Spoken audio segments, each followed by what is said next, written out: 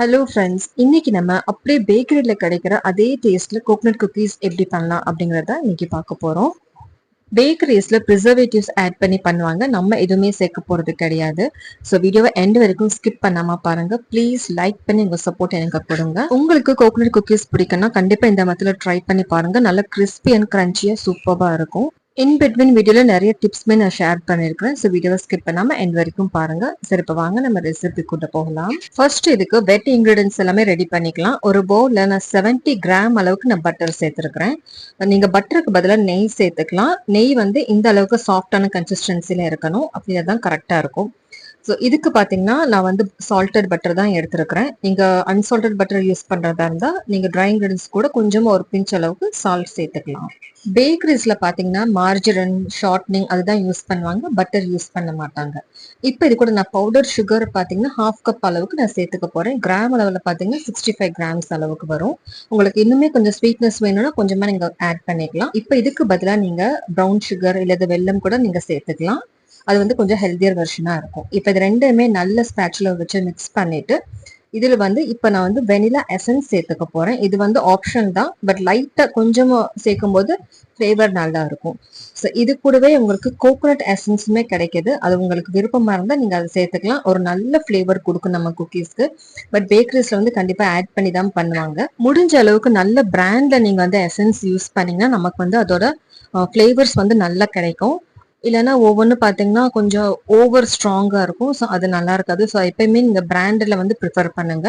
இப்போ ரெண்டுமே சேர்த்துக்கிட்டேன். ஸோ நீங்கள் இதுக்கப்புறம் ஒரு பீட்டர் வச்சு நல்லா பீட் பண்ணி எடுத்துக்கலாம்.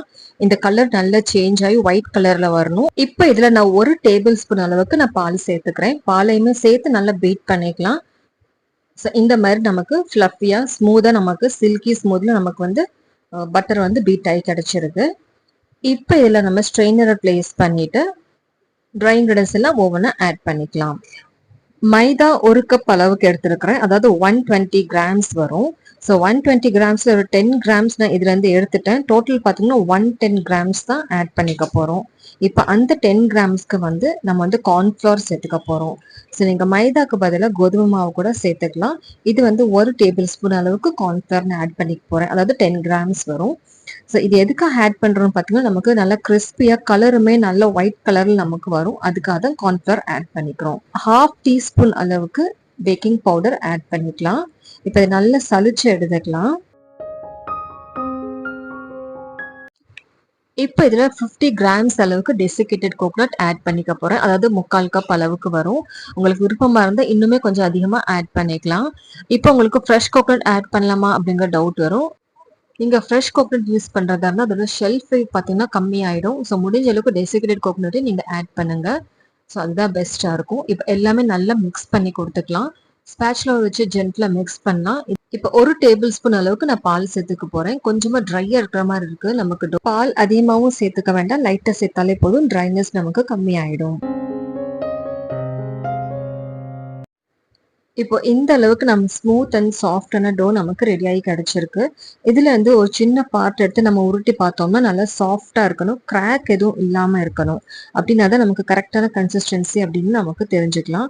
சப்போஸ் நீங்க பால்ஸ் பண்ணும்போது எங்கேயாவது சைட்ஸ்ல கிராக் இருந்துச்சுன்னா கொஞ்சமா பால் சேர்த்துக்கலாம், அதிகமா சேர்க்காதீங்க. இதுதான் பர்ஃபெக்டான இருக்கும், கன்சிஸ்டன்சியா இருக்கும் இது.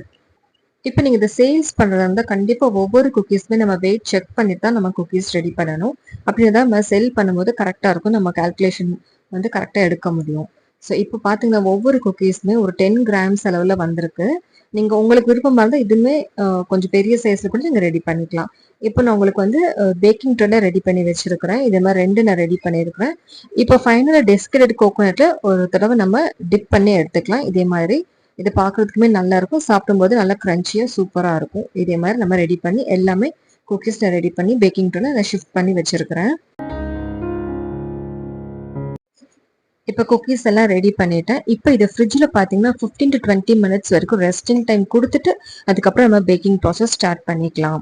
ஃப்ரீசரில் வைக்கிறதா இருந்தால் ஒரு 10 மினிட்ஸ் வரைக்கும் நீங்கள் வச்சிங்கனாலே போதும்.